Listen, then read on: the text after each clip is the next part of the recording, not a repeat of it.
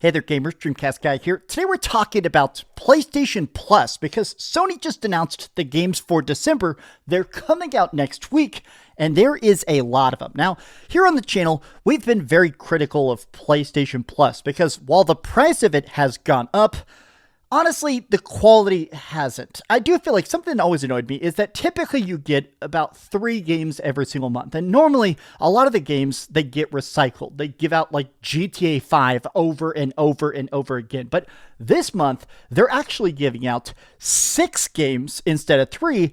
And as excited as I am, some people are taking this as perhaps a bad sign. There have been rumors that maybe starting in January, we're not going to see PlayStation 4 games in PlayStation Plus ever again. Going forward, it's PS5 only, which would kind of be a strange change to the service. But let's take a look at the games for December, talk about the rumors, and honestly, why this is honestly one of the best months ever for PS Plus. Let's start. Hi, hope you're having a great day, and if you could please give this video a like and subscribe if you haven't already. I am very sweaty, just came from the gym. Yes, it's surprisingly crowded at the gym for Thanksgiving Eve, but you know what? Great, everybody's getting a pump, right? So let me start with the 6th game of the 6 games, because this is one that to me honestly looks great. This is Skate Story. They just announced this is the next Devolver digital crazy big game. You're a demon skateboarding out of hell.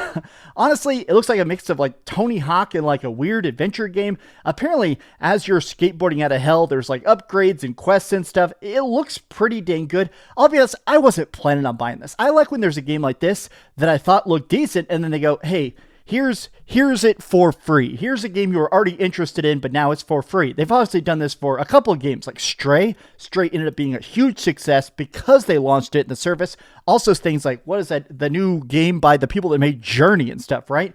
This looks really cool. Coming out here on December 8th. But let's talk about the big list. How about some PlayStation Plus bonus games for the holidays? Lego Horizon, Killing Floor 3, the Outlast Trials, which all of my friend group is addicted to, and I have never even played it, Synduality, and Neon White. So let me start with just honestly the reactions to it. This tweet, oh my gosh, they just posted this and it already has 9K likes. Dang, look at this. 5 games, nice. Honestly, for what you're getting for just the price of $9 a month or £9, this is pretty good. Killing Floor is $40, Lego Horizon $40, Outlast Trials $36. Obviously, these are European values, but this is roughly the price here in the United States as well.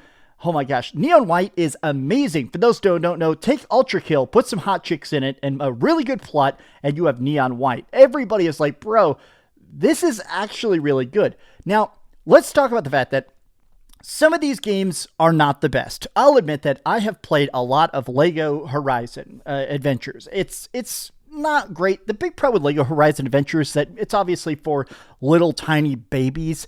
It's super simplistic. It's not even good for a Lego game because I feel like it doesn't have that same level of humor that a lot of Lego games have. But for free, I ended up buying that on sale for $20. And when I played it, I was like, you know what? This is a $20 game. It's not a $60 game, but it's a $20 game.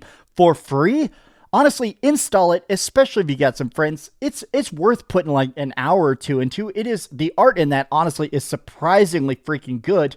Now, Killing Floor 3, another controversial game, mostly because Killing Floor 2 was so fantastic.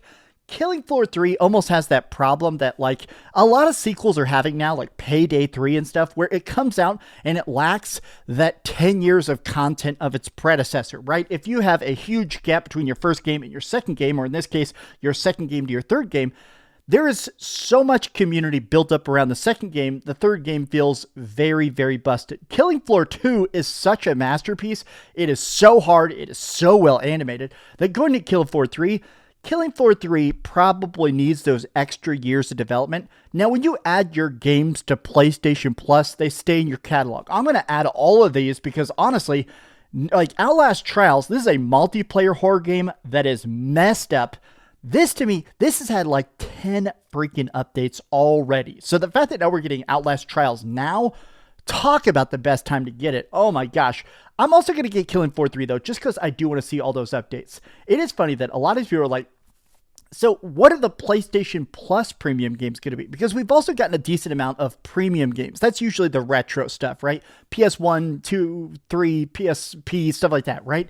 But to me, it's interesting that they haven't even announced the premium games yet. So if they're putting this much effort into it, if they give us an extra premium game this month, giving us 3 retro games instead of 2, this is legitimately going to go down to the record books as the best month ever, right?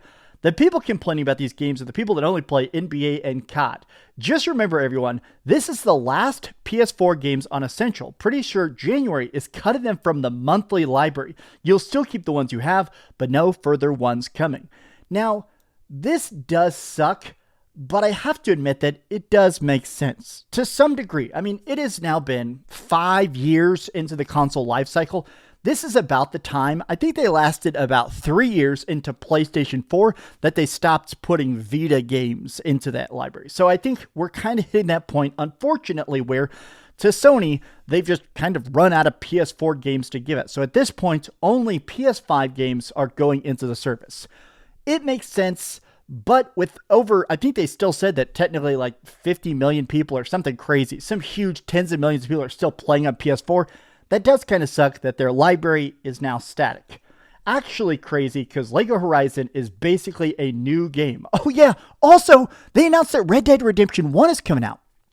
I totally forgot that they've added Red Dead Redemption 1 is also coming to the service, which is when they're coming out with the remastered edition of it.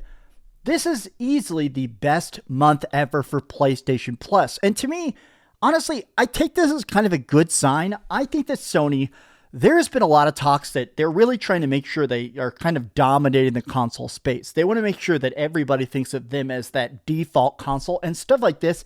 This has got to help those PlayStation Plus numbers, right? Especially because there's that Black Friday sale where a year of PlayStation Plus is 33% off. If you're not already all subscribed, it does suck. It doesn't work for existing people, only new people.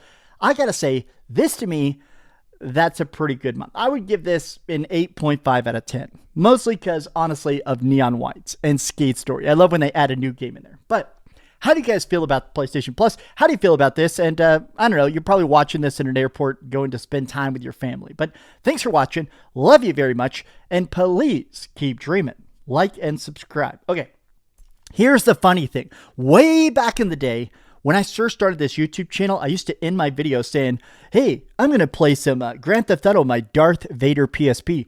One of my ex-girlfriends that I lived with for years and years and years, and we're still friends, she found it. I lost it. She found it and gave it to me. So I have it back. This is so cool to me. Like, this is such a silly little old item, but it has so much like emotional significance. And she said, oh yeah, didn't you used to love this thing? I was like, yes, please. I would love that back. So thank you, Katie. Thanks so much for watching that video. If you want to see something else, you can always click this link to see what I put up last, or, subscribe and see what's coming up next. Also, I promise that whatever I do, it'll try not to suck.